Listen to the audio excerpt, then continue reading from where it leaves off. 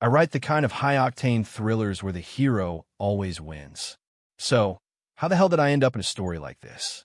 A melodrama where I'm the clueless, cheated-on husband with a metaphorical green lawn growing on his head. What? I've been dropped into a soap opera, and I have a CEO wife. A CEO wife who ignores her own daughter to spend all her time orbiting the one that got away and his son. She even goes to his kids' parent-teacher conferences pretending to be his mom. And get this, I'm a son of one of Miami's wealthiest men. But in this story, I'm content to be a stay-at-home husband, hiding in the shadow of my wife, Victoria Vance. I'm supposed to let her humiliate me in public without a word. And in the end, I just tuck my tail between my legs and run off with our daughter. What kind of pathetic plot is this? Just as I finished processing the memories of this alternate life, my phone buzzed. I glanced at the screen. Of course, another taunting text from my wife's old flame. The previous messages were a highlight reel of his victory. One announced he'd been hired as Victoria's assistant at her company. A not-so-subtle declaration that their relationship was special. Then came the candid photos of Victoria at his place, playing house and taking care of his son. This new one was a picture of Victoria, my wife, wearing an apron and cooking in his kitchen. There was no question who it was. A laugh escaped my lips, cold and sharp. So the great Victoria Vance wanted to have her cake and eat it too. With me playing the role of the schmuck paying for it all, she really thought I was the same doormat from the original script. Not a chance. I'm a writer here, and I was about to burn this whole ridiculous plot to the ground. I strode to the garage, slid into the driver's seat of the multi-million-dollar Rolls-Royce, and gunned the engine. Destination: the USC School of Cinematic Arts in Los Angeles. I didn't have to wait 10 minutes. A figure sauntered toward the gate, a cascade of dark waves falling over her shoulders, a fire-engine red dress clinging to every curve, and a pair of stilettos that made her walk a declaration of war. A certified bombshell. I lowered the window and let out a low whistle. She turned, her stunning almond-shaped eyes giving me a once-over. The look of disdain was so potent, it practically screamed, "Get lost, you greasy sleazeball." She was perfect. That fire was exactly what I was looking for in my leading lady. I got out of the car and cut her off, getting straight to the point. "Hey, $1 million to play my daughter's mom for a few days." Her eyes scanned me from head to toe, a smirk playing on her red lips. "$1 million for a few days? You're a generous boss. Too bad I'm busy. Find someone else." "Wait," I said quickly, realizing her mistake. "You got it all wrong. I'm not trying to hire an escort." I laid it all out. My wife is cheating on me, or something damn close to it, and refuses to admit it. Right now, she's shacked up at her old flame's house, playing mommy to his kid. I need you to help me put on a show, a little payback. I want to hit her where it hurts. Make her feel what it's like to have your world turn upside down. As I spoke, her eyes lit up like a switchboard, sparkling with a sudden intense curiosity. Oh, I could see it. The gossip columnist in her soul was roaring to life, and she couldn't contain it. Sure enough, she clapped her hands together.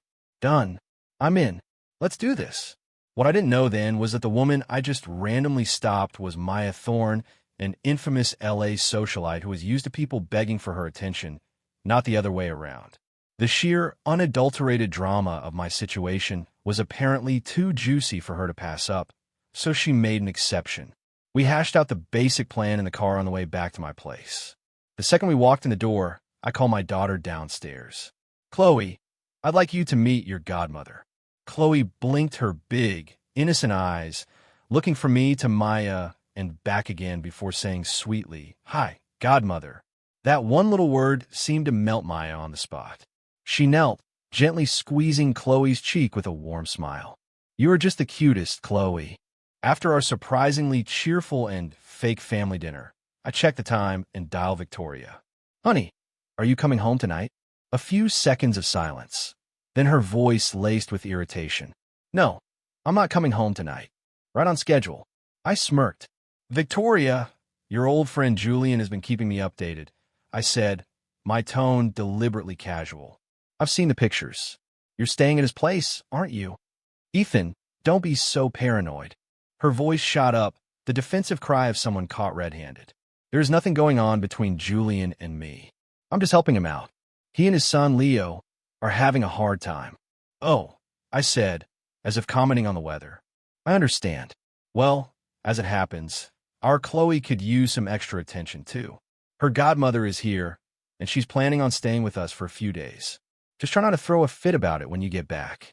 I hung up before she could respond. Then I turned to Maya and tipped my head.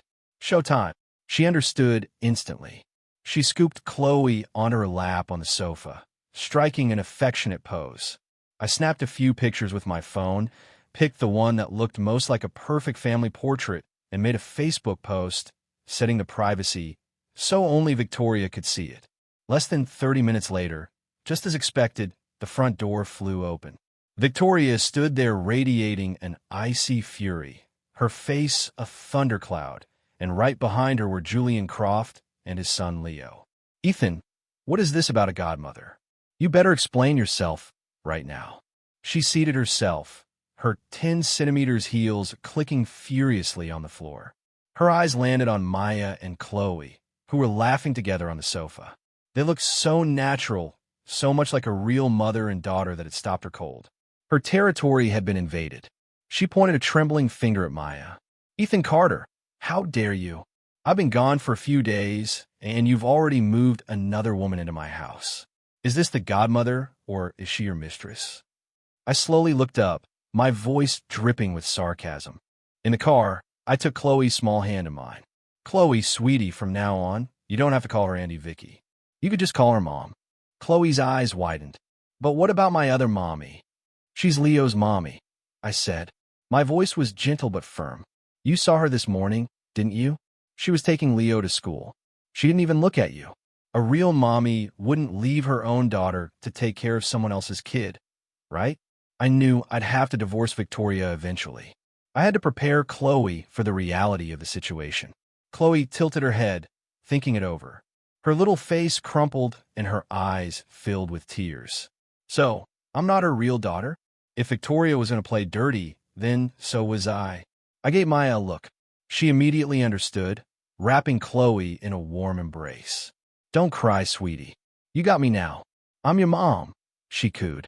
After the conference is over, how about I take you to Disneyland? Kids are simple. They gravitate toward whoever shows them genuine affection. Before long, Chloe's tears had dried up, and the car was once again filled with the sound of her laughter. At the conference, the three of us, me, Chloe, and Maya, sat together at one table, the perfect picture of a happy family.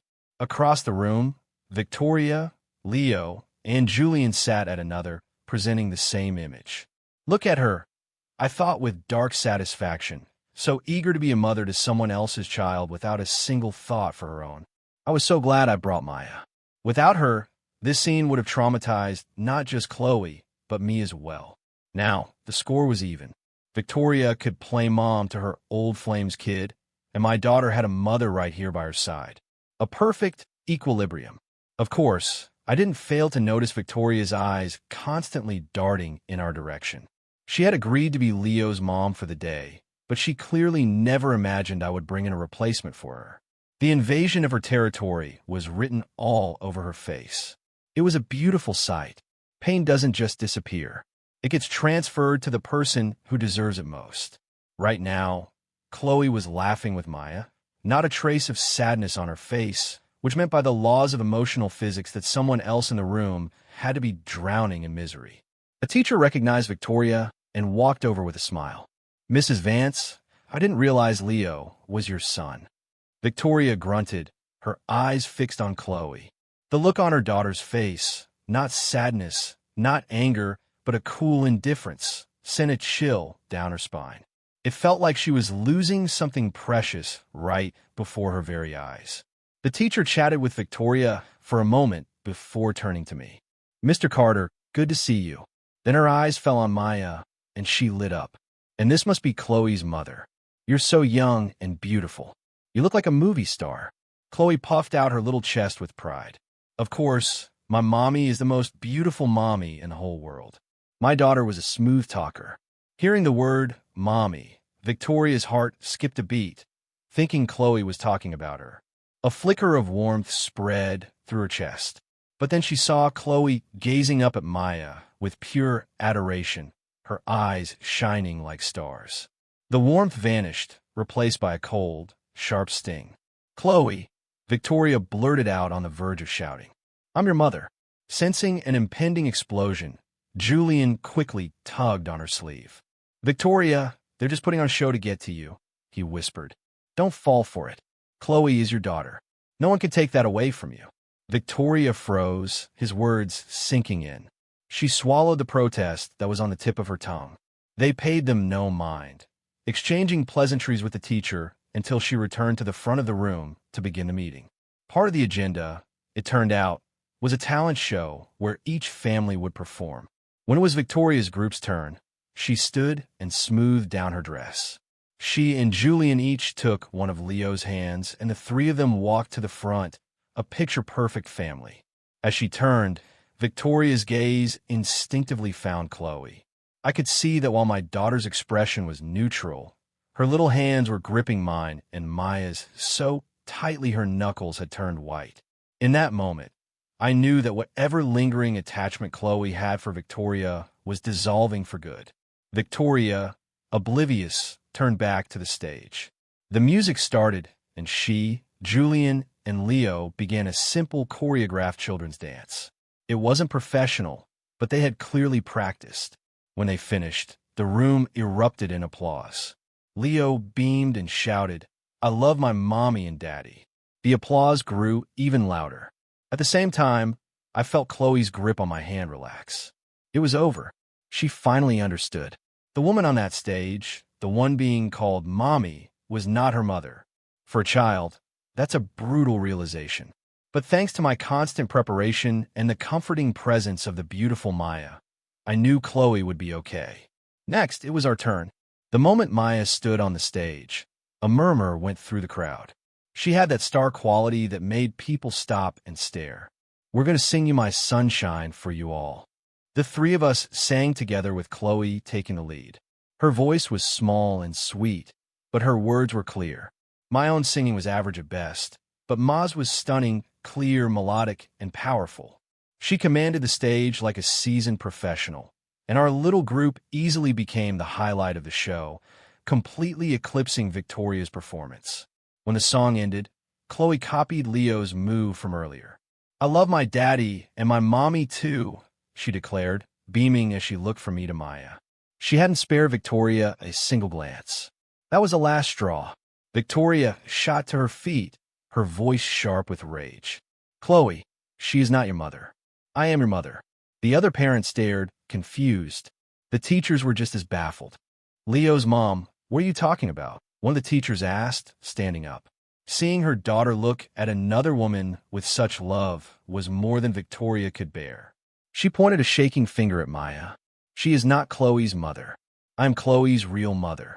Julian tried to pull her back, but she was too far gone. "I'm telling you, they're fakes." Victoria's voice rose. "I'm Chloe's biological mother." The room was silent, then filled with confused whispers. Chloe, holding tightly to our hands, answered for herself, her young voice steady and firm. "You're not my mommy. You're Leo's mommy." "Nice one, kiddo. I thought you hit them where they hit you." The teacher nodded along. "That's right, Mrs. Vance. You're Leo's mother. How can you also be Chloe's mother?" Unless, someone whispered from the back. "Chloe and Leo are both children." The insinuation hung in the air. Victoria's face turned a deep shade of crimson, a mixture of shame and fury at her daughter's rejection. "Ethan, Chloe, come with me now." She tried to grab us to drag us out of the room, but I didn't move. I just smiled faintly and spread my hands. "Leo's mom, whatever you have to say, you can say it here. No need to hide." She was afraid of the scandal, of people finding out she'd abandoned her own daughter to play house with her old flame. The more she feared it, the more I wanted to expose it. I wasn't the one in the wrong. She'd thrown her dignity away. Why should I protect it? "Ethan, that's enough. If you don't stop this, I'm divorcing you." The threat hung in the air, and a wave of understanding washed over the room. So we were the real couple. She thought she could threaten me. My response was swift and brutal. "I'd love that. Whoever doesn't sign the papers is a coward. I then turned to Julian, twisting the knife. And you take your one that got away and get the hell out of my sight and stay away from me and my daughter forever. Victoria stared at me, dumbfounded. She never expected me to agree to a divorce, let alone so eagerly. The parents in the audience were now fully invested, some even pulling out their phones to record. I seized the moment, addressing the crowd. Ladies and gentlemen, I'll let you be the judge. My wife, Mrs. Vance here, decided to abandon our daughter on the day of her parent-teacher conference to come here and play mom for this gentleman's son. Tell me, if I hadn't found a mother to be here for Chloe today, can you imagine how devastating it would be for her to watch her own mom doing this for another child? I kept it short and to the point. The reaction was immediate. Wow, to ignore your own kid to take care of someone else's in front of her? That's just cruel. That Mrs. Vance has some nerve. What a terrible thing to do. Not a single voice was on her side. Victoria's composure shattered. It's not like that, she cried, her voice cracking. It's not what you think. Then what is it like? I pressed. Enlighten us. I just felt sorry for Julian. He's sick and his son doesn't have a mother. I wanted to help them, she stammered. I laughed, a cold, humorless sound. As I recall, Mr. Croft here is divorced, not widowed. His ex-wife is very much alive. So, on what ground exactly are you helping him? And besides, I continued, my voice rising, there are plenty of unfortunate children in the world. Why are you so invested in this one?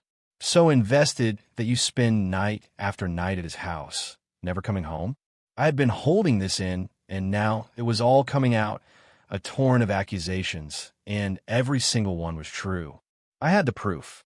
Let's see her talk her way out of this. She's trying to have it both ways. That's disgusting, a parent called out. And that guy's no better, another added.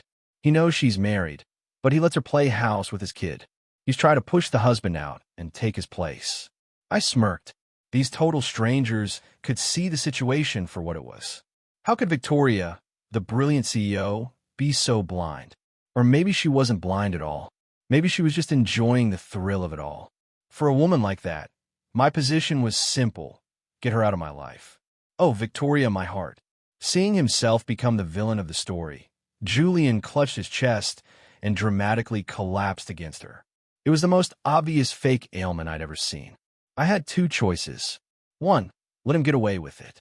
It would win Victoria's sympathy and probably speed up our divorce, letting them ride off into the sunset together. Two, call him out on his garbage right here and now and force Victoria to see him for the manipulator he was. I chose option 2, a divorce. I could file for one tomorrow. The videos from today's conference would be more than enough evidence for any judge. Besides, I was the son of a Miami billionaire. My family's assets were in the hundreds of billions. Crushing Victoria would be as easy as stepping on an ant. Mr. Croft, you can stop the performance now, I said calmly, then turned to Victoria. You should really take him to a proper hospital. Get that heart condition checked out by a real doctor. Victoria's brow furrowed. She knew exactly what I was implying. And one more thing, I added, when you get home tonight, the divorce papers will be waiting for you. You're the one who brought it up. Everyone here heard you. Don't be a coward now. If you don't sign, I'll file myself. Julian has sent me a treasure trove of photos of your happy little family at his place. I'm confident the judge will see things my way. With that, I took Chloe's hand and walked out. Hey, wait for me. It wasn't until we were outside the school that I realized we'd left Maya behind. I'll transfer you the money right now, I said as she caught up to us, pulling out my phone. She just smiled. Don't worry about it. I don't need the money. I raised an eyebrow. Whether you need it is your business. A deal is a deal. I insisted on transferring her the $1 million. The show's over, I told her. You can go back to your life now. But she just took Chloe's hand. I also made a deal to take Chloe to Disneyland, she said with a grin. I don't go back on my word. Our eyes met, and we both smiled. My wife Victoria was still inside, tending to her precious old flame. Meanwhile, this woman I'd known for less than 2 days was the one bringing joy to my daughter's life. To keep Chloe's spirits up, we spent the rest of the day out. That evening, I brought Chloe home. Following behind us was a woman in a sharp suit and glasses. Victoria was already there. As we walked in, She was carrying dishes out from the kitchen. She forced a smile. "You're back. You must be hungry. Come, let's eat." I saw right through it. She didn't want the divorce. This was her attempt at an apology. I knelt and pointed at Victoria. "Chloe," I said, my voice serious. "Remember what I told you? That is Leo's mother." Chloe, bless her heart, nodded dutifully and said with perfect politeness, "Hello, Leo's mom." Victoria's face fell. The fake smile shattered and her eyes instantly welled with tears. It was like 1,000 tiny needles piercing her heart. She stared at me, her whole body trembling. "Ethan, can't you just forgive me this one time?" My reply was flat and cold. "A leopard can't change its spots. Was I wrong? The damage you've done to me and Chloe is permanent. Victoria, let's just get the divorce over with." I gestured to the woman behind me. She stepped forward. "Miss Evans." Victoria's brow furrowed in confusion. This was her former assistant, the one who'd been replaced by Julian. What she didn't know was that Ms. Evans had been working for my mother all along. She was always my person, Mrs. Vance. Ms. Evans said coolly, retrieving a folder from her briefcase. "Mr. Carter has authorized me to handle the divorce proceedings." She placed the divorce agreement on the dining table. Victoria shook her head, backing away from the papers as if they were venomous. "No, I won't sign. We can fix this, Ethan. I know we can." Miss Evans gave a slight, humorless smile. "Sign now, and you might get to keep your company. If you wait until tomorrow, you'll lose everything and you'll still be divorced." Victoria stared at me, her expression a mix of disbelief and defiance. "You can't do that." She still had no idea who she was married to. The original Ethan had always hidden his background. "Miss Evans, if you would," I said. Ms. Evans nodded to me, then turned back to Victoria. "Mrs. Vance, allow me to properly introduce your husband. Mr. Carter is the sole heir to the Carter family of Miami. The company you run, the initial seed funding, your major partnerships, your entire supply chain. It was all facilitated by the Carter family's influence. If Mr. Carter wishes to dismantle your company, all he has to do is withdraw his family's backing or, as a majority shareholder, force a corporate restructuring. Within 24 hours, you would be left with nothing but a mountain of debt. I assure you, this is not an exaggeration." "The Carter family?" Victoria whispered, the color draining from her face. "My mother never approved of you," I said, the words harsh but true. "She gave you a probationary period. She was actually about to give you a blessing, and then you pull this stunt. The Carter family does not suffer that kind of embarrassment. We can't have a daughter-in-law like you." My mother had called me earlier that day. The probation was officially over. They would never accept her. Victoria still refused to sign. So the next day, I filed for divorce. Then, as the majority shareholder, I called an emergency board meeting and proposed a complete restructuring of the company's shares. Following Ms. Evans's ruthless advice, we executed a series of maneuvers that diluted Victoria's stake down to a single symbolic dollar. Through legal channels, I had a significant portion of our marital assets reclassified as liabilities against business debts. The cars, the house, all sold off to cover them, and it still wasn't enough. I knew Victoria had spent a fortune on Julian, so I filed another suit to reclaim those funds. In a span of a week, Victoria and Julian were both broke. Even then, she wouldn't sign the papers, but it didn't matter. The legal process was already in motion. 3 months later, the divorce was finalized. I got the decree and full custody of Chloe. Sometime later, I ran into Maya Thorne again during a business deal. It was only then that I learned just how powerful and influential her own family was. We started seeing each other, and one thing led to another. As for Victoria, she ended up getting a menial job in a town near my family's estate in Miami. She would sometimes watch me and Chloe from a distance, but Chloe only ever referred to her as Leo's mom, a name that became a barrier Victoria never dared to cross again. It was a constant stabbing reminder of what she had thrown away. And Julian, without Victoria's money, the man who had no real talent of his own, fell into a miserable and destitute life. Years later, I heard that Victoria had been diagnosed with cancer and didn't have long to live. At the end of the day, she was still Chloe's biological mother. I'll let Chloe go see her one last time. After that, I never heard her name again. Epilogue. My name is Victoria Vance. Karma came for me. After I betrayed my husband and my daughter, I got cancer and died. But when I opened my eyes again, I was back. Back on the night Julian Croft came to me asking for my